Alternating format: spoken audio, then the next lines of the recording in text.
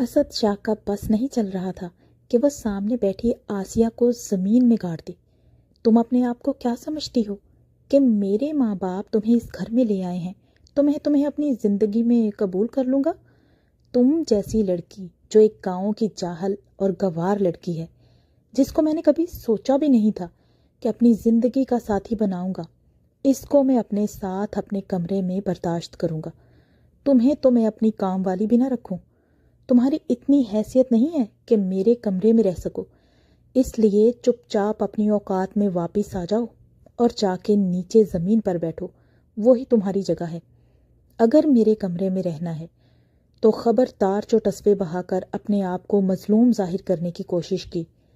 میرے نزدیک ٹسوے بہانے والی لڑکیاں صرف اور صرف ناٹک باز ہوتی ہیں، اس لیے اپنی حیثیت کو ہمیشہ یاد رکھنا۔ تمہارے کوئی بھی ٹونے ٹوٹ کے میرے اوپر کام نہیں کریں گے، اور خبردار جو گھر والوں کو اس بارے میں کچھ بھی بتایا تو اپنی زبان بند کر کے رہنا، ورنہ مجھ سے برا کوئی نہیں ہوگا۔ آسیہ بیچاری معصوم سی گاؤں کی سیدھی سادی لڑکی تھی جو اسد شاہ کا اتنا بھیانک روپ پہلی رات میں دیکھ کر ہی خوفزدہ ہو گئی تھی، اور اس نے اس کے گھر والوں سے کیا بولنا تھا؟ وہ تو اپنے ہی صدمے میں ڈوبی ہوئی تھی۔ اس معصوم نے سوچا تھا کہ زندگی تو کسی طرح گزارنی ہی ہے، تو یہ گھر میرے اپنے تایا کا ہے، کیوں نہ میں اسی چھت کے نیچے عزت کے ساتھ اپنی زندگی گزار دوں۔ جیسا بھی رشتہ ہے، لیکن ہے تو یہ میرا شوہر ہی۔ اگر میں اس گھر سے باہر جاؤں گی تو میری کوئی زندگی اور کوئی عزت نہیں رہے گی۔ اسی وجہ سے وہ بیچاری پہلے دن ہی خود کو تنہا اور لاوارث محسوس کر رہی تھی۔ آسیہ نے لال رنگ کا گوٹے والا بہت ہی پرانا سا سوٹ پہنا ہوا تھا، ساتھ ہی ساتھ بالوں کی ایسی چٹیاں بنائی ہوئی تھی جو دیکھنے میں بہت بری لگ رہی تھی، جیسے کسی کو سلیقہ ہی نہیں ہے بال بنانے کا۔ اور جو میک اپ کیا ہوا تھا وہ بھی ایسا تھا جیسے چہرے کے اوپر بس لیپا پوتی یا چونا تھوپا ہو، جسے دیکھ کے اسد شاہ کو مزید نفرت ہوئی تھی اس کے حلیے سے۔ اسد شاہ نے کہا، بہری ہو گئی ہو کیا؟ تمہیں سنائی نہیں دے رہا؟ اترو میرے بیڈ سے اور جاؤ اپنی جگہ پر۔ اس سے پہلے کہ وہ سیدھی ہو کے چلتی، اس کا پاؤں اس کے کپڑوں میں ہی الجھ گیا، جس سے وہ لڑکھڑا کر نیچے گری۔ اسد شاہ کہنے لگا، کیا ڈرامے بازی لگا رکھی ہے؟ کیا تمہیں صحیح طرح سے چلنا بھی نہیں آتا؟ اتنی ہی تم پھوہڑ ہو؟ چلو، اپنے آپ کو تو تم سنوار نہیں سکی، جس حالت میں بھی آئی ہو تم، اب تمہیں انسانوں کی طرح چلنا بھی سکھانا پڑے گا۔ تم محض اس گھر میں ایک کام والی کی جگہ لے سکتی ہو، اس سے زیادہ کچھ نہیں۔ اس کہانی کی شروعات ہیں یہ، لیکن آگے آگے آپ دیکھتے جائیے کہ اس کہانی کا رخ کیسے مڑتا ہے، اور یہ جو اکھڑ ہیرو ہے نا ہمارا، اس کو ہم کیسے لائن پر لاتے ہیں۔ تو کون کون میرے ساتھ اس بات کے لیے سہمت ہے، پلیز کامنٹ سیکشن میں بتائیے گا کہ ہیرو کو کس ٹائپ کا رہنا ہے۔ اس کو اکڑو اور کھڑوس ہی رہنے دیں یا پھر اس کو ایک رومانٹک اور کیئرنگ ہسبینڈ میں بدل دیں۔ اسد جو اپنی ساری بھڑاس اس معصوم پر نکال رہا تھا، جو بنا کچھ بولے روتے ہوئے جلدی سے واش روم جانے لگی، کہ پیچھے سے اسد نے اسے آواز دی تو وہ رک گئی۔ وہ تیزی سے اس کی طرف بڑھا کہ آسیہ گھبرا کر 2 قدم پیچھے ہٹ گئی۔ اسد نے غصے سے اس کو پکڑا اور زور سے اس کی کلائی سے چوڑیاں اتار کر سامنے پڑی باسکٹ میں ڈالی۔ کہنے لگا، تم انسان ہو یا کوئی قربانی کی گائے ہو جو اس طرح سج کے آئی ہو؟ اسد شاہ بولتے ہوئے بالکل بھول گیا تھا کہ سامنے بھی انسان ہے جسے اپنی انسلٹ فیل ہو رہی ہے۔ آسیہ جو 16 سال کی معصوم سی لڑکی تھی، بس روئے ہی جا رہی تھی۔ اس نے ایک شکوہ بھری نگاہ اسد پر ڈالی جو اس وقت اپنے غرور میں ڈوبا ہوا تھا۔ آسیہ واش روم میں گئی، شیشے کے سامنے کھڑے ہو کر اس نے شدید غصے سے اپنے ہونٹوں پر لگی لپسٹک کو رگڑ رگڑ کر صاف کیا۔ لپسٹک کو ملنے سے اس کا چہرہ مزید بگڑ گیا۔ وہ رونے لگی کہ وہ کس مصیبت میں پھنس گئی۔ وہ کون سا مرے جا رہی تھی اس اکھڑو اور کھڑوس امیر سادے سے شادی کرنے کے لیے۔ آسیہ جو کافی دیر واش روم میں رو کر اپنے دل کو ہلکا کرنے گئی اور کوشش کر رہی تھی کہ وہ نارمل انداز میں باہر آئے، کہ اسد شاہ نے دروازے کو زور سے بجایا کہ کیا اندر ہی سو گئی ہو، جلدی سے باہر نکلو۔ آسیہ نے اپنا چہرہ جلدی سے صاف کیا اور حلیہ درست کرتے ہوئے وہ سہمی ہوئی باہر آئی۔ آسیہ نیچے فرش پر قالین پر ہی لیٹ گئی اور کمبل اوڑھ کر سوچوں میں گم تھی۔ نہ جانے کب اس کی آنکھ لگ گئی۔ صبح اسد اٹھا تو اس نے دیکھا وہ نیچے فرش پر لیٹی سو رہی تھی۔ اس نے عجیب سا منہ بنایا آسیہ کو دیکھ کر۔ اور اس کے اوپر سے پھلانگ کر واش روم سے نہا کر جب باہر نکلا تو وہ بالکل ہی بھول چکا تھا کہ اس کے کمرے میں اس کے علاوہ بھی کوئی ہے۔ اسی بے دھیانی میں اس نے صرف اور صرف ایک ٹاول معمولی سا اپنے جسم کے گرد لپیٹ رکھا تھا۔ کھٹکے کی آواز کے ساتھ آسیہ کی آنکھ کھل گئی اور سامنے جو اس نے اسد شاہ کو اس حالت میں دیکھا تو ایک دم سے اس کی ہنسی چھوٹ گئی۔ شرم سے اپنی آنکھیں بند کر لیں۔ اسد شاہ نے بھی اس کی یہ حرکت دیکھ لی تھی۔ جلدی سے پردے کے پیچھے ہو گیا اور بولا، کیا تمہیں تمیز نہیں ہے کہ منہ اٹھا کے کسی کو بنا کپڑوں کے اس طرح سے نہیں دیکھتے؟ اگر مجھے ہی یاد نہیں رہا تھا تو تمہیں تو یاد تھا نا کہ تمہاری حیثیت کیا ہے۔ تمہاری اتنی اوقات نہیں کہ تم مجھے اس طرح سے ندیدوں کی طرح دیکھو۔ اپنی اس قدر بے عزتی اور ناقدری پر اس کی آنکھیں پانیوں سے بھر گئیں۔ اسے اندازہ نہیں تھا کہ یہ انسان اتنا کٹھور ثابت ہوگا۔ جلدی سے تیار ہو کر کمرے سے باہر نکلنے لگا تو کہنے لگا، تم بھی تیار ہو کر باہر آؤ اور سنو، گھر والوں کے سامنے ایسے بیہیو کرنا جیسے ہم دونوں کے درمیان سب نارمل ہے، اور کل کی طرح تیار مت ہونا۔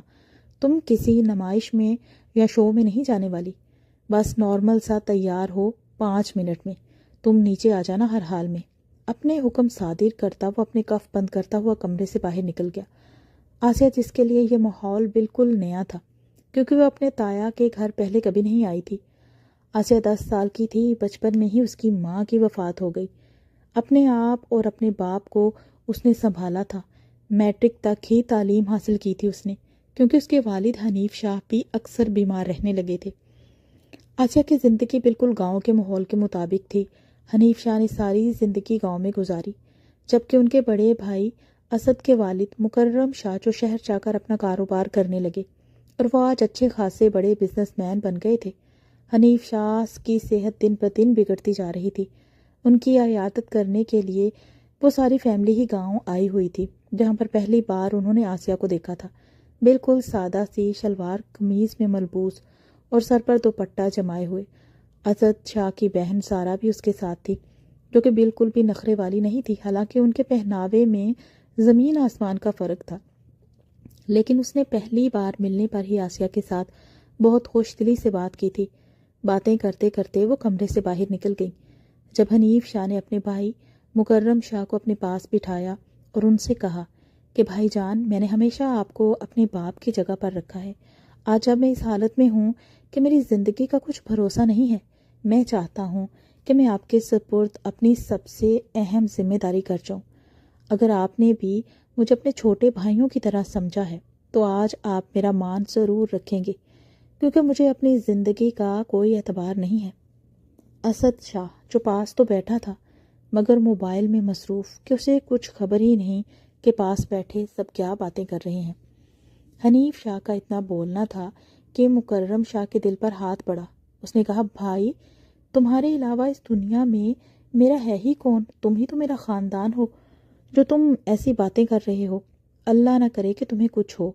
کیا ہوا ہے تمہاری طبیعت کو؟ معمولی سی بیماری تو آتی جاتی رہتی ہے، اللہ خیر کرے گا۔ حنیف شاہ بولے، نہیں میرے بھائی، میری بیماری ایسی نہیں ہے کہ میں ٹھیک ہو جاؤں۔ اب تو مجھے اگلے جہان جا کے ہی سکون ملے گا۔ مجھے بلڈ کینسر ہے جس کی اب آخری سٹیج ہے۔ یہ بیماری میں نے اس وجہ سے چھپائی تھی تاکہ میری بیٹی کے چہرے پر پریشانی نہ آئے، لیکن اب میں اس حال کو پہنچ چکا ہوں جہاں میں اپنی طبیعت کو کنٹرول نہیں کر سکتا، اس لیے مجبور ہو کر آپ کے آگے ہاتھ پھیلا رہا ہوں کہ آپ میری بیٹی آسیہ کو اپنے بیٹے اسد شاہ کے لیے بیاہ کر لے جائیں تاکہ میں سکون سے اس دنیا سے رخصت ہو سکوں۔ حنیف شاہ کی باتیں سن کر عالیہ بیگم کو بھی دھچکا سا لگا۔ وہ بھی اچھی خاتون تھی۔ مکرم شاہ کی آنکھوں میں آنسو آ گئے۔ وہ بولے، تم فکر نہ کرو، میں اچھے سے اچھے ڈاکٹر سے تمہارا علاج کرواؤں گا۔ لیکن حنیف شاہ نے اپنے بھائی کے آگے ہاتھ جوڑ دیے۔ اس نے کہا، مجھے علاج کی نہیں، بس تم میرے ساتھ وعدہ کرو اور آج کے آج میری بیٹی آسیہ کو اپنے بیٹے کے ساتھ بیاہ کر رخصت کر کے لے جاؤ۔ اب مکرم شاہ مجبور ہو گئے تھے۔ ان کو پتا تھا کہ ان کا بیٹا اسد شاہ اس رشتے کے لیے کبھی بھی راضی نہیں ہوگا، کیونکہ وہ اس کی پسند کو جانتے تھے کہ وہ کتنا چوزی ہے ہر چیز کو سلیکٹ کرنے کے بارے میں، لیکن پھر بھی مجبور تھے اور اپنے مرتے ہوئے بھائی کی آخری خواہش کو اس طرح سے رد نہیں کر سکتے تھے۔ انہوں نے اپنی بیگم کو اشارہ کیا کہ آپ اسد شاہ سے بات کریں۔ اسد شاہ کو جب اس بارے میں پتہ چلا تو وہ ایک دم سے کرنٹ کھا کے اٹھا۔ اس نے کہا، میں ایسا بالکل نہیں کر سکتا۔ آپ نے سوچ بھی کیسے لیا کہ ایک پینڈو جاہل لڑکی کو میں اپنا جیون ساتھی بناؤں گا؟ لیکن اس کے باپ نے کہا کہ اگر تم نے شادی سے انکار کیا تو میں تمہیں اپنے گھر سے ہی نہیں بلکہ اپنی جائیداد سے بھی آگ کر دوں گا۔ تمہارا نکاح ابھی اور اسی وقت آسیہ کے ساتھ کیا جا رہا ہے۔ اسد اس سے پہلے کہ انکار کرتا، مکرم شاہ نے اس کے لیے کوئی آپشن نہ چھوڑا، اور اسد جس کے ہوش ہی اڑ گئے تھے، اس سب کا اسے تھوڑا سا بھی اندازہ ہوتا تو وہ گاؤں آتا ہی نہیں۔ اس نے اپنی ماں کی طرف دیکھا تو عالیہ بیگم بولی، تمہارے باپا کا فیصلہ درست ہے، گھر کی بیٹی ہے جسے ہم لاوارث نہیں چھوڑ سکتے، اس لیے کوئی ڈرامہ مت کرنا۔ اسد جو آسیہ کا حلیہ دیکھ کر کراہت سی محسوس کر رہا تھا، کہاں اس کی شہر کی آزاد زندگی اور کہاں وہ گوار پینڈو نکاح کرنے جا رہا تھا۔ اسد شاہ بے بسی کے انتہا پر تھا، جواب دیتا تو خالی ہاتھ رہ جاتا، اس لیے اس نے صبر کا مظاہرہ کیا، موقع کی نزاکت کو دیکھ کر نکاح کے لیے حامی بھر دی اور سوچا کہ بعد میں وہ اسے طلاق دے کر اپنی پسند کی لڑکی سے شادی کر لے گا۔ اس طرح سے جلدی میں ان دونوں کا نکاح طے ہو گیا، اور حنیف شاہ نے کہا کہ میری آخری خواہش ہے کہ اپنی بیٹی کو دلہن کے روپ میں رخصت کروں۔ اس بیچاری کے پاس تیار ہونے کے لیے کچھ بھی نہیں تھا، جو چیزیں الٹی سیدھی اس کے سامنے آئیں وہ اس نے پہنی اور تیار ہو گئی۔ اس کو اپنے باپ کی بیماری کا بھی ابھی پتہ چلا تھا، جس نے اس کے اوپر غم کے پہاڑ توڑ دیے تھے۔ نکاح ہوتے ہی مکرم شاہ نے اپنے بھائی حنیف شاہ کو ہسپتال داخل کروایا۔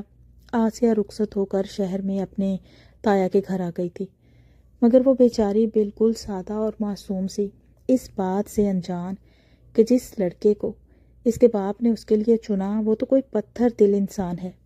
خیر، آسیہ نے سادہ سا جوڑا پہنا، بالوں کی چٹیاں بنائی اور چہرے پر کچھ بھی نہیں لگایا۔ سادہ چہرہ لیے وہ کمرے سے باہر آئی، سیڑھیاں اتر کر نیچے ناشتے کی ٹیبل پر آئی جہاں سب موجود تھے۔ عالیہ بیگم بولی، کیا بات ہے آسیہ، تم نئی نویلی دلہن ہو، یہ کیا حلیہ بنا کر آئی ہو؟ تو وہ دھیرے سے بولی، تائی اماں مجھے اصل میں میک اپ وغیرہ کرنا نہیں آتا۔ یہ سن کر اسد شاہ نے ایک نظر آسیہ پر ڈالی جو بالکل سہمی سی تھی۔ زارا بولی، کوئی بات نہیں بھابھی، میں ہوں نا، آپ کو بالکل اسٹائلش سا بنا دوں گی، اور شکر ہے آپ آ گئی ہیں، اب تو مجھے بھی ایک بہن اور ایک دوست مل گئی۔ تو مکرم شاہ بولے، آسیہ میری بیٹی ہے اور اس کو اس گھر میں کوئی بھی تکلیف نہیں ہونی چاہیے، اس کے آرام کا، کھانے پینے کا خاص خیال رکھا جائے، اور آسیہ تمہیں جس بھی چیز کی ضرورت ہو بلا جھجک تم وہ مجھے بتا سکتی ہو۔ یہ ساری باتیں وہ اس لیے کر رہے تھے کیونکہ ان کو اپنے بیٹے کی نیچر کا پتہ تھا۔ وہ جانتے تھے کہ اسد شاہ نے یقیناً اس کی دل آزاری ضرور کی ہوگی۔ بولے، میں ہسپتال ہی جا رہا ہوں، وہاں جا کر بتاؤں گا حنیف کی طبیعت کے بارے میں۔ آسیہ تم اسد کے ساتھ آ جانا۔ اسد بولا، لیکن پاپا میں تو آج دوستوں کے ساتھ۔ مکرم شاہ نے اسد کی بات کاٹ دی اور کہا، بیوی سے اہم کوئی نہیں۔ وہ کھانے کی ٹیبل سے اٹھے اور سب کو اللہ حافظ کہہ کر چلے گئے۔ اسد شاہ، جس کی بھوک مر گئی تھی، چائے کا کپ زور سے ٹیبل پر رکھا اور اٹھ کر کمرے سے چلا گیا۔ اسد شاہ جو اپنے باپ کے آگے کبھی نہیں بولا تھا، اور اس کی تربیت تھی کہ وہ جتنا بھی غصے میں ہوتا باپ کے آگے زبان درازی نہیں کرتا تھا، کمرے میں گیا تو ہر جگہ آسیہ کی چیزیں نظر آئیں۔ وہ غصے سے چلانے لگا، آسیہ آسیہ کمرے میں آؤ۔ وہ بیچاری گھبراتے ہوئے دوڑتی ہوئی گئی کہ پتہ نہیں اب اس نے ایسا کیا کر دیا ہے۔ جیسے ہی وہ کمرے میں گئی، اسد چلا کر بولا، یہ کیا حال کر دیا ہے میرے کمرے کا، ایک دن میں میری زندگی کیا سے کیا ہو گئی، تم پینڈو جاہل گوار کی وجہ سے۔ آسیہ کی آنکھیں آنسوؤں سے بھر گئیں اور نم لہجے میں بولی کہ میں ابھی سب کچھ ٹھیک کر دیتی ہوں۔ اسد بولا، 5 منٹ کا وقت ہے تمہارے پاس، مجھے میرا کمرہ سیٹ چاہیے، اور کہیں تمہاری کوئی چیز مجھے نظر نہ آئے، ورنہ مجھ سے برا کوئی نہیں ہوگا۔ تمہیں اپنی زندگی میں برداشت کرنا اب سے میرے لیے بہت مشکل کام ہے۔ عالیہ بیگم تو بیٹے کے غصے سے واقف تھیں اور پریشان بھی تھیں کہ نہ جانے وہ اس بچی کے ساتھ کیسا سلوک کرتا ہوگا۔ ابھی تو ولیمہ بھی نہیں ہوا تھا کیونکہ کسی کو اس کے نکاح کے بارے میں پتہ ہی نہیں تھا۔ ولیمہ کی تقریب حنیف شاہ کی طبیعت کی وجہ سے ملتوی کر دی گئی تھی۔ جب وہ گھر آئیں گے پھر ہی مکرم شاہ ولیمہ کریں گے۔ آسیہ کمرہ صاف کر کے اسد کے پاس آئی اور بولی، وہ میں نے صاف کر دیا۔ اسد بولا، تو اب احسان کیوں جتا رہی ہو؟ کر دیا تو جاؤ، میرے سر پر سوار ہو کر کیوں کھڑی ہو؟ تو آسیہ بولی کہ ہم ہسپتال کب جائیں گے؟ بیچاری نے ڈرتے ڈرتے کہا، کیونکہ آسیہ کو باپ کی فکر ہو رہی تھی۔ اسد بولا، اب یہی سب کرنا رہ گیا ہے۔ آسیہ کی آنکھوں میں آنسو دیکھ کر وہ ایک دم اٹھا اور اس کے قریب ہو کر اس کے بازو کو زور سے دباتے ہوئے بولا، نفرت ہوتی ہے مجھے جو لڑکیاں بات بات پہ رونے لگ جائیں۔ اور سنو، میں نیچے جا رہا ہوں، 10 منٹ میں آ جانا، انتظار کرنے کی مجھے عادت نہیں۔ اسد باہر نکلا تو زارا کمرے میں آئی اور بولی، بھابی لاؤ میں آپ کو ریڈی کر دوں۔ آسیہ چہرے پر مسکراہٹ سجائے بولی، تم بہت اچھی ہو۔ زارا بولی، اچھی تو آپ بھی بہت ہیں، لیکن بھائی کا مزاج تھوڑا گرم ہے، کوئی بات نہیں، وقت کے ساتھ ساتھ اچھا ہو جائے گا، میں آپ کو ان کی پسند کے مطابق ڈھال دوں گی۔ زارا نے اس کو بہت ہی خوبصورت تیار کیا تھا، بہت پیارا سا پرپل کلر کا ڈریس اس کے لیے نکالا اور اس کے بال بھی کھلے چھوڑ دیے جو کہ بہت خوبصورت اور لمبے تھے۔ دوپٹہ اس کے گلے میں ڈال دیا تھا اور اس کے لیے ہائی ہیلز سینڈلز نکالی تھی، لیکن اس بیچاری کو ہیلز میں چلنا ہی نہیں آتا تھا۔ صرف اور صرف اسد شاہ کو خوش کرنے کے لیے وہ اپنے آپ کو بدل رہی تھی، کیونکہ اس کے باپ نے اس کو نصیحت کی تھی کہ اپنے تایا تائی اور اپنے شوہر کا بہت خیال رکھنا اور ان کی کسی بھی بات سے انحراف نہ کرنا۔ جب زارا نے اس کو اچھی طرح سے تیار کر دیا تو اس نے کہا، بھابی اب ایک دفعہ آئینے میں اپنے آپ کو دیکھیں۔ آسیہ نے ایک نظر شیشے میں دیکھا تو کہنے لگی، زارا مجھے عادت نہیں ہے اس طرح باہر جانے کی۔ تو زارا بولی، بھائی کا دل جیتنا ہے تو یہ سب تو کرنا پڑے گا۔ وہ بیچاری ہچکچاتے ہوئے باہر آئی، سیڑھیاں اتر رہی تھی کہ جب اسد کی نظر اس پر پڑی تو وہ حیران نظروں سے اسے دیکھنے لگا کہ کیا یہ وہی پینڈو ہے، کہ جب اچانک ہیل والا پاؤں مڑا اور آسیہ سیڑھی سے گر گئی۔ بجائے اسے پکڑنے کے اسد بولا، جس چیز کا پتہ نہ ہو وہ تم نہ کیا کرو، باہر جا کر بھی میری انسلٹ کرواؤ گی، کپڑے بدل لینے سے اصلیت نہیں بدل جاتی۔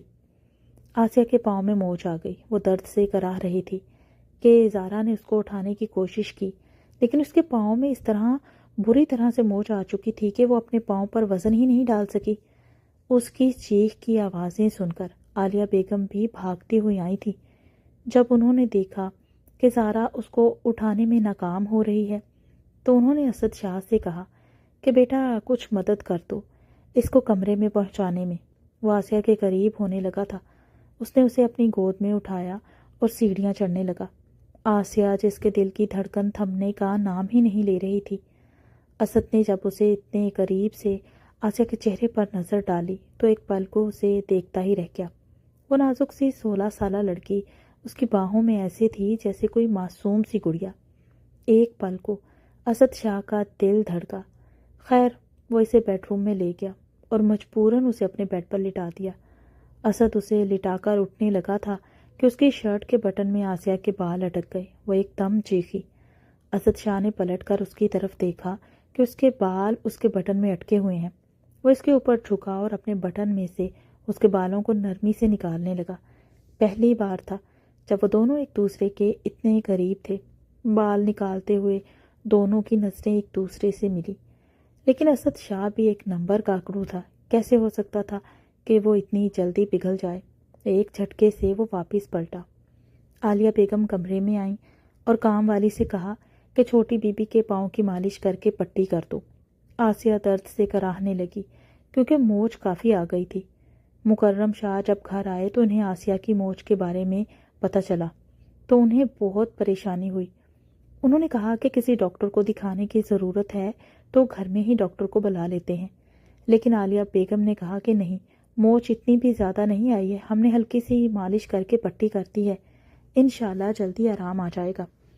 مکرم شاہ آسیہ کے کمرے میں گئے اور اسے کہا کہ بیٹا جب تک تمہاری موچ صحیح نہیں ہوتی تب تک تم نے اپنے کمرے میں ہی رہنا ہے اور چلنا پھرنا نہیں ہے۔ آسیہ کا کھانا بھی اس کے کمرے میں پہنچایا جائے گا۔ اس کے اتنی زیادہ کیئر کرنے پر اسد شاہ کا پارا ہائی ہونے لگا تھا۔ اسے سمجھ نہیں آ رہا تھا کہ سب گھر والوں کو کیا ہو گیا ہے، جن کو صرف آسیہ ہی نظر آ رہی ہے۔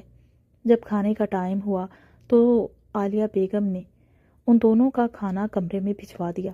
وہ غصے کے مارے اسد نے کھانا نہیں کھایا اور آسیہ سے بولا، تم ہی کھاؤ کیونکہ سارے گھر والے تمہارے آگے پیچھے ہی پھر رہے ہیں، مجھے نہیں بھوک، جلدی کھاؤ، مجھے لائٹ بند کر کے سونا ہے۔ آسیہ بیچاری کیا کھاتی، اتنے برے رویے کو محسوس کرنے کے بعد اس کی تو بھوک ہی اڑ گئی تھی۔ اس بیچاری نے 2-4 لقمے زہر مار کیے۔ اب اسد بولا، مجھے اپنے بیڈ کے علاوہ اور کہیں نیند نہیں آتی، اترو بیڈ سے۔ آسیہ جو درد سے کراہ رہی تھی، اس نے اٹھنے کی کوشش کی مگر پاؤں پر وزن نہ آیا اور وہ پھر بیڈ پر گر گئی۔ مجبوراً اسد نے ایک طرف اپنا تکیہ رکھا اور سونے کے لیے لیٹ گیا۔ آج پہلی بار تھا کہ اسد کے ساتھ اس کے بیڈ پر کوئی موجود ہو۔ وہ جتنا مرضی خڑوس تھا مگر فطرت کے خلاف کیسے جا سکتا تھا؟ آسیہ کو اپنا اتنے قریب پا کر وہ اب بے چین سا ہونے لگا۔ دوسری طرف لیٹی ہوئی آسیہ جو تقریباً سو چکی تھی، جب اسد نے کروٹ بدلی اور ایک نظر آسیہ پر ڈالی جو چہرے پہ معصومیت لیے ہوش کی دنیا سے بے خبر نیند کی وادیوں میں جا چکی تھی۔ اسد تھا تو ایک مرد ہی نہ، اور ساتھ لیٹی ہوئی اس کی بیوی تھی۔ وہ چاہ کر بھی خود کو روک نہیں پا رہا تھا۔ ایک پل وہ آسیہ کے پاس ہوا اور اپنے اندر اٹھتی ہوئی بے چینیوں کو دور کرنا چاہا، مگر اگلے ہی لمحے اس نے خود کو پیچھے ہٹا لیا اور بولا، میں اسد شاہ ہوں، میری پسند یہ معمولی سی پینڈو لڑکی نہیں ہو سکتی۔ جس طرح کی لڑکی کو میں پسند کرتا ہوں ویسی ہی لڑکی میری زندگی میں آئے گی۔ وہ ایک دم دوسری طرف منہ کر کے سو گیا۔ صبح جب آسیہ کی آنکھ کھلی تو وہ اسد کے اس قدر نزدیک تھی کہ اس کے دل میں ہلچل مچ گئی۔ وہ جلدی سے اٹھنے لگی کہ اسد نہ دیکھ لے کہ اگلے ہی پل اس کی کوشش ناکام ہو گئی۔ اس کے بال اسد کے نیچے تھے۔ آسیہ نے کوشش بھی کی کہ وہ کسی طرح اسد سے دور ہو کر لیٹے، کیونکہ وہ نہیں چاہتی تھی کہ اسد پھر اس پر غصہ کرے، مگر اسد جو نیند میں اس قدر کھویا ہوا تھا اس کے بازو پر اپنا سر رکھ چکا تھا۔ اب آسیہ نے بھی آنکھیں بند کر لیں تاکہ اگر اسد کی آنکھ کھلے تو اسے یہ احساس ہو کہ میں انجان ہوں، مگر وہ اسد کو خود کے قریب پا کر اچھا محسوس کر رہی تھی، مگر وہ اس کے غصے سے ڈرتی تھی۔ اسد کے موبائل پر الارم بجا تو آسیہ نے جلدی سے آنکھیں بند کر لیں۔ اسد اپنی آنکھوں کو ملتا ہوا اٹھا۔ وہ ایک دم ہڑبڑا سا گیا۔ خود کو اس کے بازو پر دیکھ کے وہ جلدی سے پیچھے ہٹا اور اٹھ کر واش روم چلا گیا۔ تو آسیہ بھی اٹھی۔ اس کے پاؤں کا درد کافی حد تک ٹھیک ہو چکا تھا۔ وہ اٹھی، فریش ہو کر دونوں کمرے سے باہر آئے۔ بڑے آرام سے سیڑھیاں اترتی وہ عالیہ بیگم کے پاس نیچے آئی۔ عالیہ بیگم بولی، اب کیسی ہو بیٹا؟ جی تائی اماں، اب بہتر ہوں۔ ابھی ناشتہ شروع کرنے ہی لگے تھے کہ مکرم شاہ کا موبائل بجنے لگا۔ وہ ایک دم سے گھبرا گئے کہ ہسپتال سے کال ہے۔ کال ریسیو کی تو وہ کھانے کی ٹیبل سے اٹھے اور بولے کہ میں ابھی نکل رہا ہوں، حنیف شاہ کی طبیعت کافی خراب ہے، وہ آسیہ سے ملنا چاہتا ہے۔ چلو بیٹا آسیہ، جو بنا ناشتے کے جلدی سے آنکھوں میں آنسو لیے چل پڑی۔ اسد کو بھی ساتھ ہی جانا تھا۔ ہسپتال پہنچے تو حنیف شاہ جو اپنی زندگی کی آخری سانسیں لے رہے تھے، بیٹی کو دیکھا تو آنکھوں سے آنسو بہنے لگے۔ چہرے پر آکسیجن لگی تھی، وہ بول نہیں پا رہے تھے، لیکن بیٹی کے سر پر ہاتھ رکھ کر اسے پیار دیا۔ آسیہ زاروں کی دار رو رہی تھی۔ پہلے چھوٹی سی عمر میں ماں کو کھو دیا اور اب باپ کو اچانک۔ حنیف شاہ کی طبیعت مزید بگڑ گئی کہ ڈاکٹر نے کہا کہ آپ لوگ باہر انتظار کیجئے، ہمیں ان کا علاج کرنا پڑے گا، مگر اللہ کو کچھ اور ہی منظور تھا۔ تھوڑی دیر بعد ڈاکٹر باہر آیا اور بولا، آئی ایم سوری۔ آسیہ جو وہیں زمین پر گر گئی۔ ظاہر ہے اس کا غم اتنا ہی بڑا تھا۔ ایک باپ ہی تو تھا اس کے پاس، نہ کوئی بہن بھائی نہ ماں، آج باپ بھی چھوڑ کر جا چکا تھا۔ آسیہ کے لیے یہ سب برداشت کرنا بہت مشکل تھا۔ مکرم نے آسیہ کو گلے لگایا اور کہا کہ میں تم سے وعدہ کرتا ہوں، میں حنیف کی کمی تو پوری نہیں کر پاؤں گا، مگر باپ کا پیار ضرور دوں گا۔ وہ اسد کو آسیہ کے پاس چھوڑ کر ڈیڈ باڈی لینے چلے گئے۔ اسد جو آسیہ کو سنبھالنے کی کوشش کر رہا تھا وہ جتنا بھی پتھر دل تھا، مگر اس طرح کا صدمہ ہر دل موم کر دیتا ہے۔ وہ اسے ساتھ لگائے گاڑی تک لایا اور گھر پہنچے۔ گھر میں میت آ چکی تھی، سوگ کا سماں تھا۔ تدفین ہوئی تو سب مہمان رشتہ دار گھروں کو چلے گئے۔ آسیہ جسے اپنا آپ بہت زیادہ تنہا محسوس ہو رہا تھا، وہ آج اپنے کمرے میں نہیں گئی تھی۔ وہ رات نیچے ہی رک گئی تھی، جبکہ اسد شاہ اپنے کمرے میں چلا گیا تھا، جہاں وہ آسیہ کو بہت مس کر رہا تھا۔ جتنا برا سلوک اس نے آسیہ کے ساتھ کیا تھا، اس کو سب یاد آ رہا تھا، لیکن آج اس کے دکھ میں وہ بھی دکھی ہو گیا تھا، کیونکہ جس لڑکی کے ماں باپ اس کے ساتھ نہ ہوں، اوپر سے شوہر کا رویہ بھی ایسا ہو، وہ بیچاری بھلا کیا آس لگا کر جیے گی۔ یہی بات اسے اندر ہی اندر گھائل کر رہی تھی۔ اور جب زہرا نے آسیہ کو تیار کیا تھا اور جو روپ نکھر کر اس کا سامنے آیا تھا، اس کو دیکھ کر بھی اسد شاہ کا دل دھڑک اٹھا تھا۔ یہ الگ بات ہے کہ اس نے اپنے آپ کو دھوکہ دینے کی کوشش کی تھی، صرف اور صرف اس لڑکی کی خار میں کہ وہ گاؤں کی ہے، پڑھی لکھی نہیں ہے اور میری مرضی کے بغیر میرا رشتہ جڑا ہے اس کے ساتھ۔ لیکن سچ بات تو یہ تھی کہ وہ دل ہی دل میں آسیہ کو چاہنے لگا تھا۔ آج خالی کمرہ، اس کو کھانے کو دوڑ رہا تھا، اس کا دل نہیں لگ رہا تھا، وہ بار بار اٹھ کے بیٹھ جاتا تھا، نہ ہی نیند آ رہی تھی۔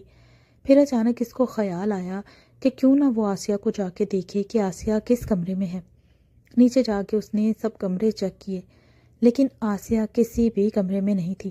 اسد شاہ کے دل کو کچھ ہوا تھا کہ وہ معصوم لڑکی رات کی تنہائی میں کہاں گئی ہوگی۔